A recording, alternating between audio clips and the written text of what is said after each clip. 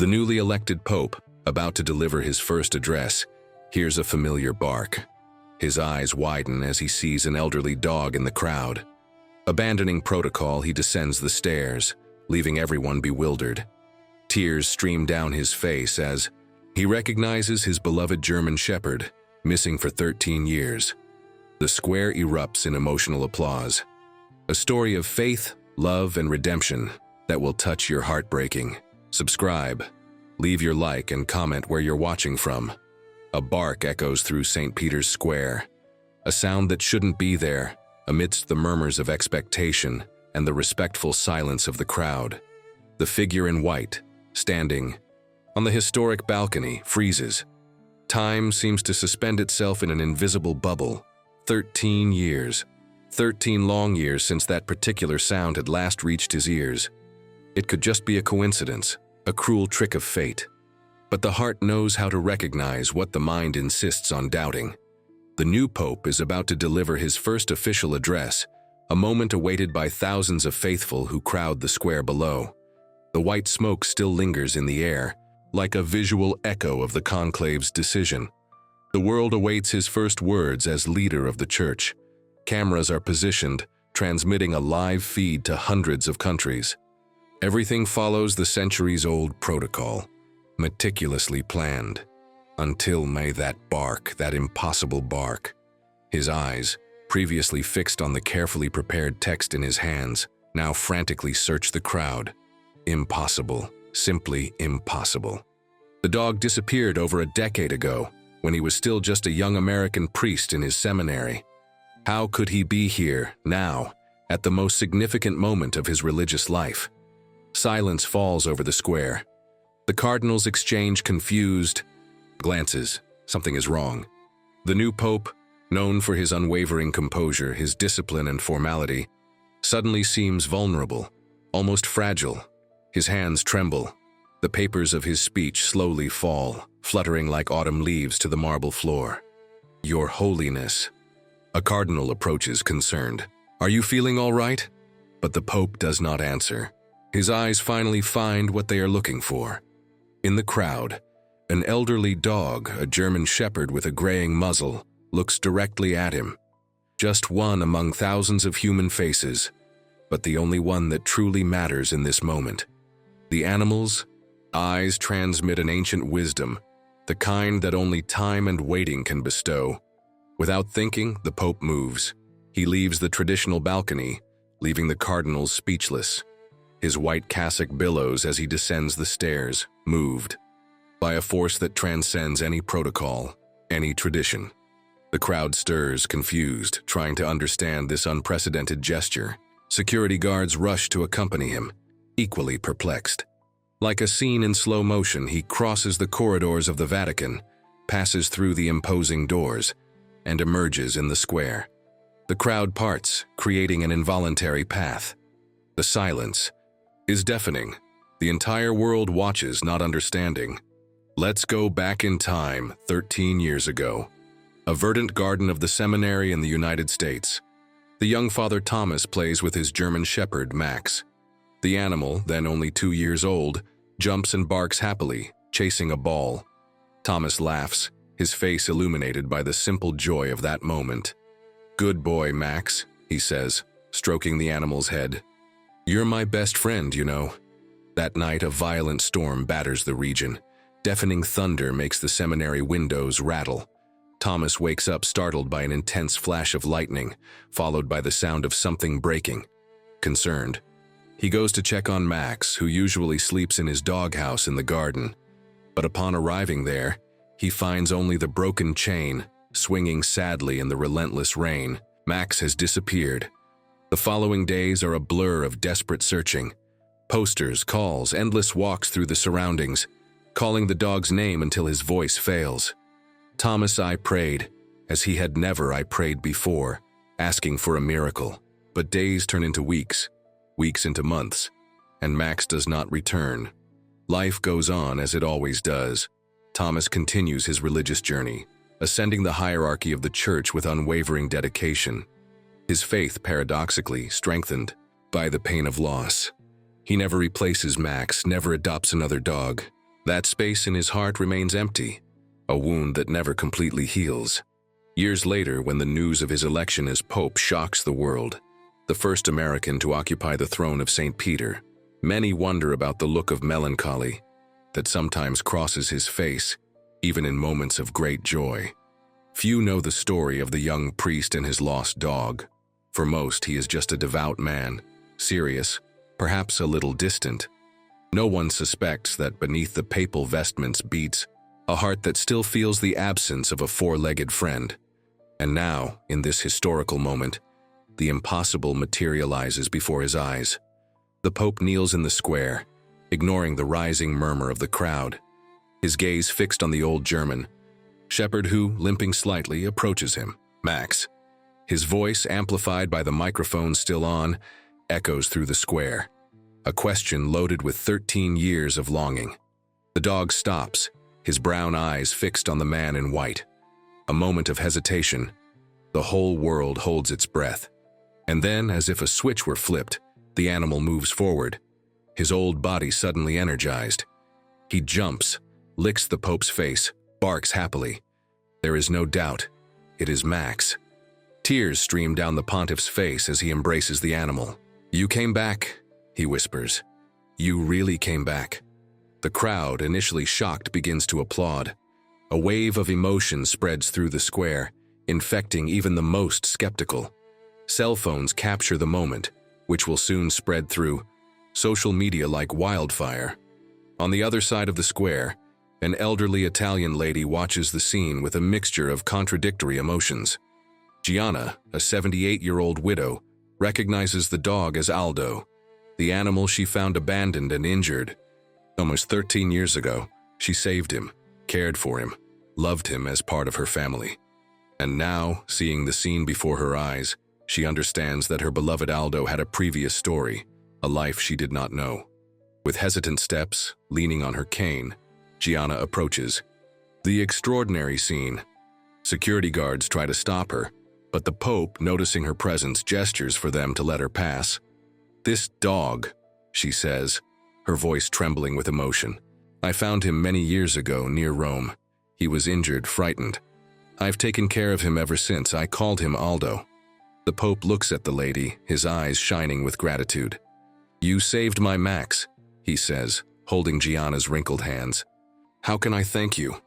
Behind the scenes in the Vatican, chaos erupts. Aides rush back and forth, trying to handle the unprecedented situation. The Vatican's head of communication, Cardinal Bertone, is on the verge of a nervous breakdown. 200 years of protocol thrown out the window. What will the traditionalists say? How are we going to explain this? He runs his hands through his gray hair, desperate. Another cardinal, younger, watches the live feed on his tablet. "Look, Eminence," he says, showing the screen to his distressed colleague. "Social media is exploding. People love what they're seeing. This could be the most humanizing moment for the Church in decades." Meanwhile, in the square, a difficult decision presents itself. The Pope looks from Max to Giana, understanding the dilemma.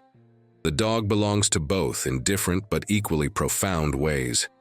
"Madam," he says gently, "you cared for Max, pardon me, Aldo, for all these years. He is as much yours as he is mine." Giana, with the wisdom that only years can bring, smiles softly. "Holiness," she replies, using the formal title instinctively. "Perhaps this is a sign. Perhaps we can share our love for him." An idea emerges, as unexpected as the reunion itself. "Would you accept," the Pope asks, "to come live in the Vatican? As Max's official caregiver? That way, neither of us would have to be separated from him again." The unusual proposal leaves everyone around them speechless.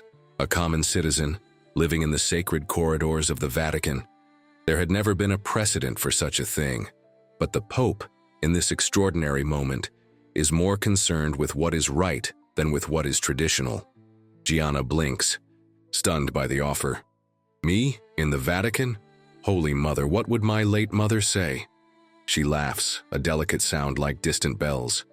"It would be an honor, Holiness. But I have my little house, my garden. We can find a solution," the Pope assures. Perhaps a residence in the papal gardens. You would have your own space, but be close enough so that Aldo could be with both of us and all. While this surreal conversation takes place, the digital world goes wild. Hashtags like Dauk or Pope and Max Reunited and Miracle of the Basilica become trending topics globally. Videos of the moment are shared millions of times. Within minutes, the story of the Pope and his lost dog is in the news on every continent. At the old seminary in the United States, Thomas's colleagues watched the scenes. With tear-filled eyes, "I remember when Max disappeared," says Father Roberts, now a gray-haired man. "Thomas was never the same after that. Part of him seemed to have left with the dog." Another priest adds, "He spent weeks searching. He slept only a few hours a night. He even got sick from being exposed to the weather so much. I've never seen anyone love an animal so much." Back in St. Peter's Square, the Pope finally stands up, still holding Max's leash with one hand and offering support to Giana with the other. The image is powerful. The leader of the Catholic Church, an elderly Italian woman, and an old German shepherd, united by fate in an unlikely triangle of affection and redemption. He turns to the crowd, who watch in respectful silence. This is not the speech he had planned to give on his first day as Pope, but perhaps it is exactly the speech the world needs to hear. "My dear brothers and sisters," he begins, his voice amplified by the loudspeakers. "Today I came prepared to speak about responsibility, tradition, and the challenges we face as a church. Instead, God decided to teach me, to teach all of us a different lesson." He pauses, stroking Max's head. 13 years ago, I lost this faithful friend. I searched for him tirelessly, but eventually had to accept his absence and continue my journey. I never imagined we would be reunited, much less on this day, in this place. His voice gains strength, loaded with contained emotion. How many of you have lost something precious? Someone you loved? A dream that seemed dead? And how many of you secretly hope against all logic that someday there will be a reunion, a reconciliation, a second chance? The rhetorical question resonates in the silent square. Many in the crowd nod affirmatively. Some discreetly wipe away tears.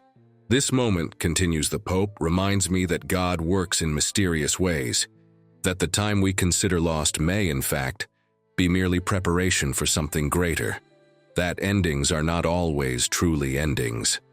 He looks at Giana, who stands beside him, visibly moved. "This extraordinary lady saved my friend when I could not. She loved him when I thought I had lost him forever. She represents the best of humanity, selfless kindness, care for the most vulnerable, the capacity to love without conditions or expectations." The elderly Italian woman lowers her head, humbly embarrassed by the praise coming from the Supreme Pontiff.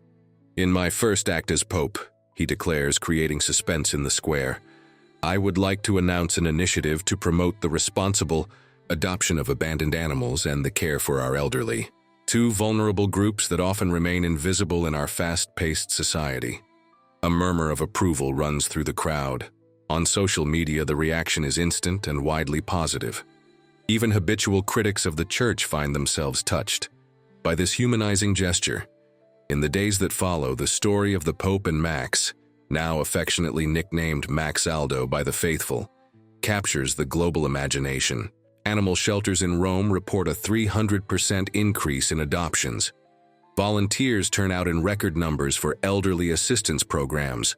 What could have been seen as a protocol scandal transformed into a powerful catalyst for social change. Giana, as agreed, moves into a small house in the papal gardens. The gardeners note with amusement that she immediately begins to rearrange a part of the flower beds, planting herbs and flowers that remind her of her old garden. Maxaldo divides his time between the papal apartments and Giana's new residence, apparently happy with the arrangement. Naturally, not everyone welcomes these changes. More traditionalist sectors of the Church express concern. Cardinal Viscanti, known for his conservative positions, requests a private audience. "Holiness," he says, his tone respectful but firm, "we are concerned about the informality of Your approach. The presence of an animal in the sacred corridors. A common citizen residing in the gardens. Such things have never been done before. The Pope watches him calmly, his fingers intertwined on the table. Cardinal Viscanti, you know the scriptures well? Do you remember the parable of the lost sheep? Of the shepherd who leaves the 99 to search for the one that went astray?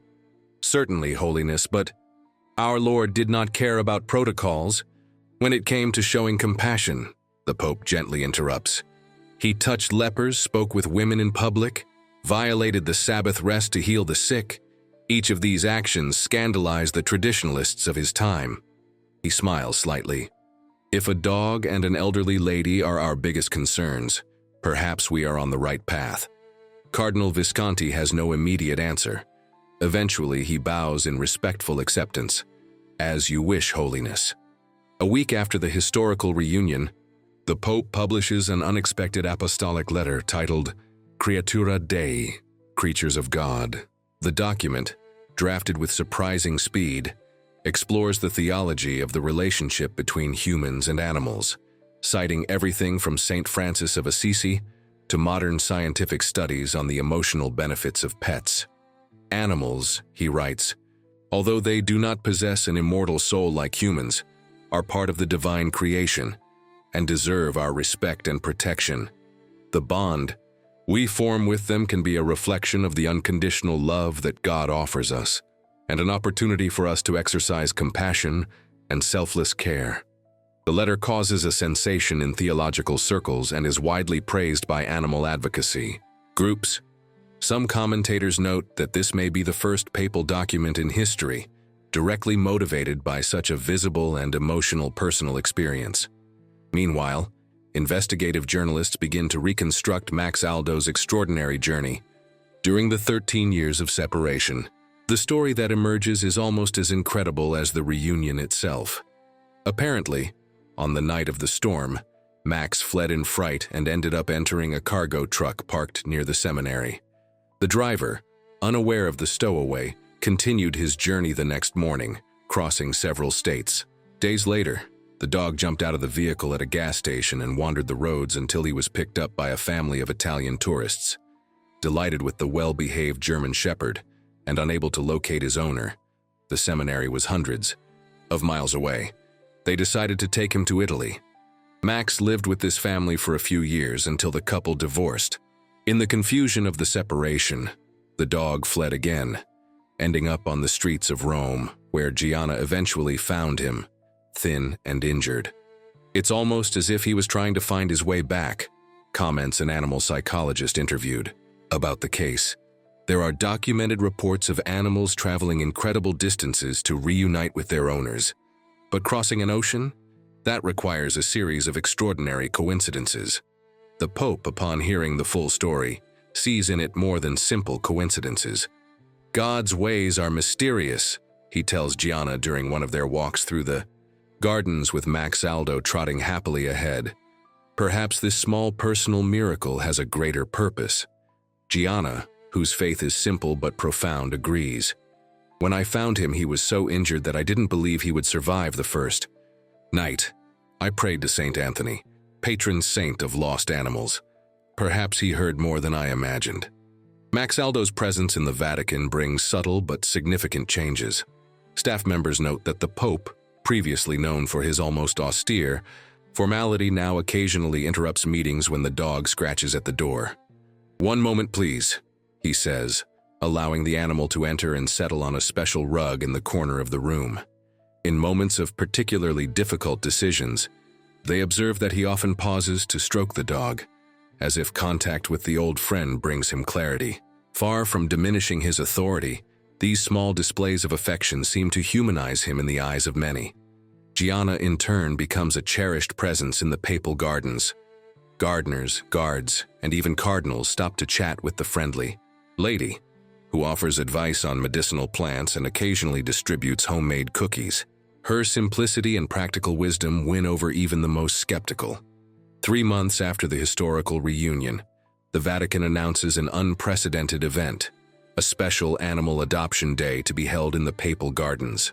Shelters from all over, Rome are invited to bring abandoned dogs and cats to meet potential families. The Pope personally will bless each animal and its new guardian. The news is met with enthusiasm by the public and caution by some members of the Curia. Turning the sacred gardens into a kennel, mutters a conservative Monsignor. What will come next? What comes next, in fact, is an extraordinary response. On the day of the event, thousands of people form lines that stretch for blocks. Entire families patiently wait for the opportunity to adopt an animal with the papal blessing. Celebrities appear, increasing the visibility of the cause. The event, initially planned to last a few hours, extends throughout the entire day. Maxaldos, as a kind of honorary canine host, remains by the Pope's side for much of the ceremony, apparently proud of his role. Occasionally, he sniffs the other animals with interest, like an old sage evaluating the new generation. Giana, dressed in her best clothes, helps organize the older and harder-to-adopt animals. "This is Milo," she says to a hesitant family, introducing a caramel-colored dog with one leg. "He lost his paw in an accident, but he has twice as much love to give. Believe me, I know a good heart when I see one." By the end of the day, all the animals present find new homes. The event is declared a resounding success, and there are discussions about making it an annual tradition. But life, as always, brings its challenges. 6 months after the reunion, Maxaldos begins to show signs of deterioration in his health. The papal veterinarian, a position created especially to care for the famous dog, confirms what everyone feared. Advanced age is taking its toll. "He's at least 15 years old, Holiness," the doctor explains gently. "Possibly more. That's a very advanced age for a German shepherd." The fact that he made it this far is remarkable. The Pope receives the news with an outward calm that masks his internal turmoil. "How long?" he asks simply. Impossible to say precisely. Weeks, perhaps months. He's not suffering now, but eventually. "I understand, thank you, doctor." That night, alone in his papal apartments with Maxaldos lying at his feet, the Pope faces the inevitable cycle of life. He had regained his friend, only to lose him again, this time definitively. The injustice seems cruel. Why would God allow such a miraculous reunion only to take the animal so quickly? Maxaldos, as if sensing his owner's somber thoughts, approaches and places his head on the Pope's lap. The dog's eyes, though clouded by age, transmit a serene wisdom that transcends words. "You're trying to teach me something, aren't you, old friend?" the Pope whispers, stroking the graying muzzle. "That every moment is precious, that even the most beautiful stories have an ending." The next day, the Pope summons Giana for a delicate conversation. Gently, he explains the situation.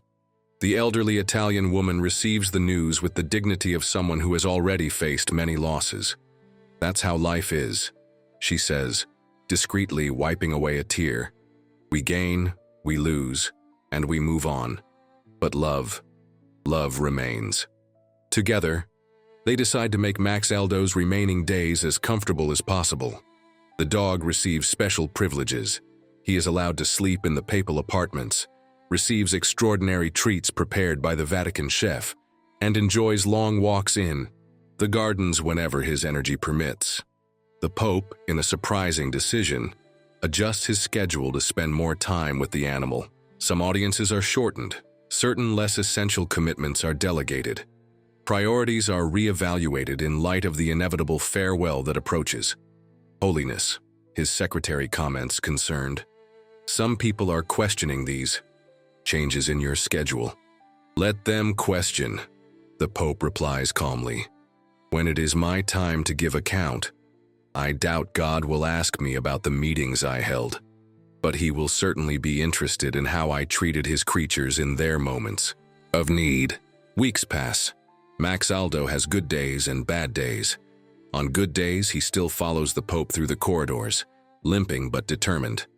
On bad days, he remains quiet in his padded special bed, accepting caresses with half-closed eyes of contentment. Giana visits daily, bringing homemade soups that the animal can still eat on days of less appetite. She and the Pope develop an unlikely friendship, united by their shared love for the old dog. "You know," she says one day as they watch Maxaldo dozing in the sun, "my husband passed away 12 years ago.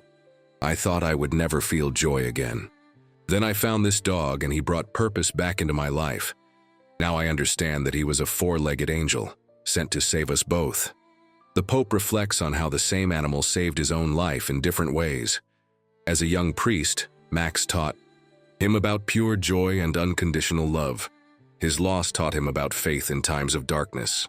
And now, at the end of the journey, the old dog was teaching him about gratitude, acceptance, and the bittersweet beauty of goodbyes. "Perhaps," he replies to Giana, "it is not we who save the animals, but they who save us." The story of the Pope and his dog continues to inspire people around the world. Letters arrive daily at the Vatican, sharing accounts of reconciliations, reunions, and second chances motivated by the papal example. A man in Australia reports having sought out his father after decades of separation. A woman in Canada describes how she reconnected with her estranged sister after years of silence.